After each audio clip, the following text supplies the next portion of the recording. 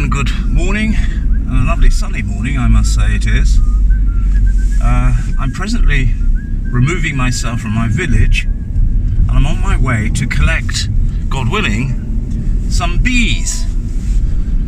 You could say this is the beginning of my beekeeping adventure. I don't really know anything about bees, and I'm wondering quite what I'm doing. But anyway, I'm off to collect them now, and I hope to make a series of videos regarding them and my journey into beekeeping. So it's a first for me, it's a first for the channel, and I hope you'll stay with me as we begin this adventure together. I'll see you at the beekeeping premises, where hopefully they'll allow us to film me picking them up. Take care.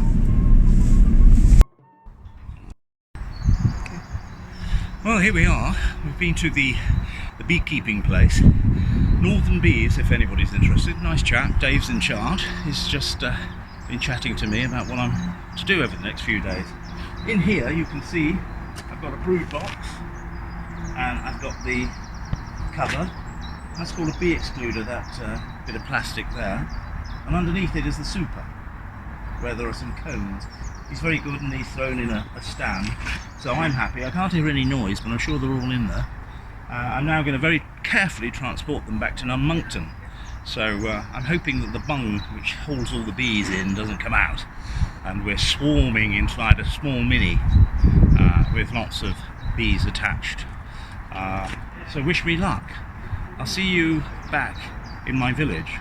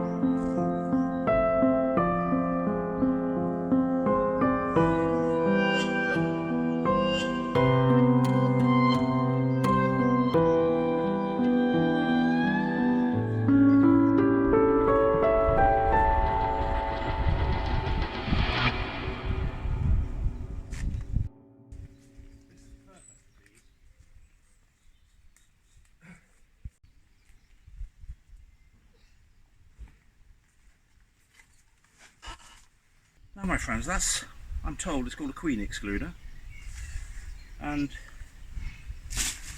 this box here is called a super.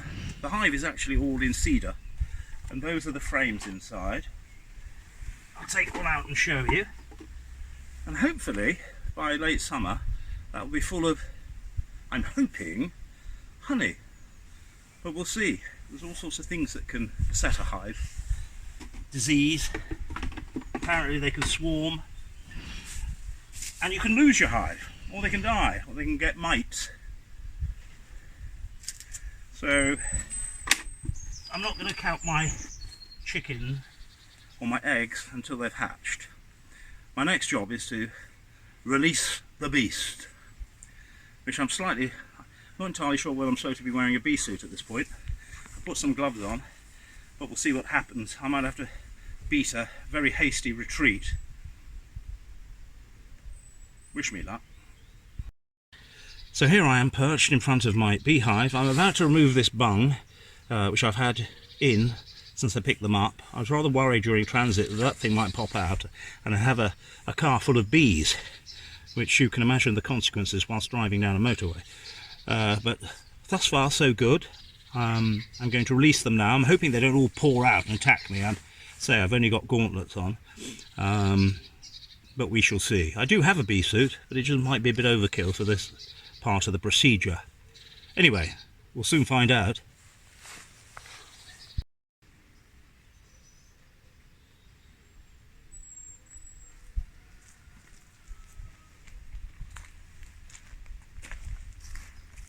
That is the bung. I don't see any bees. Do you think you might have sold me a hive with no bees in them? I'm gonna perch here now, like an expectant father, hoping to see some activity. So it was overkill, even wearing the gauntlets, clearly. I hope I haven't left any sponge in it and it's still bunged up, but I don't think I have. I might save this bit of sponge. It could be quite significant in years to come. It might be worthy of a museum when Father John's Yorkshire honey becomes famous and a worldwide commodity.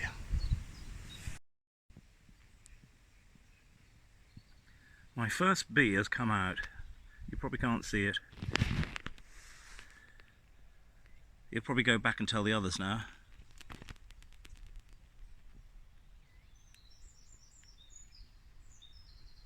Hello, bee. You're my first bee.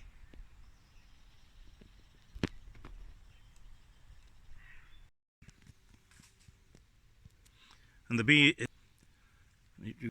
that wandered off has come back. You probably can't see him. He's probably going to go and tell his chums that the coast is clear, and they'll all start coming out too. One hopes.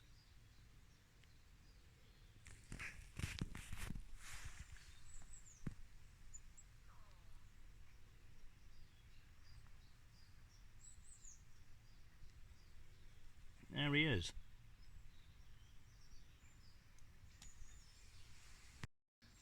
The bee's trying to find the hole from whence he cameth. Going completely in the wrong direction. I imagine the bees are pretty disorientated to start with. He's trying to find his way back in.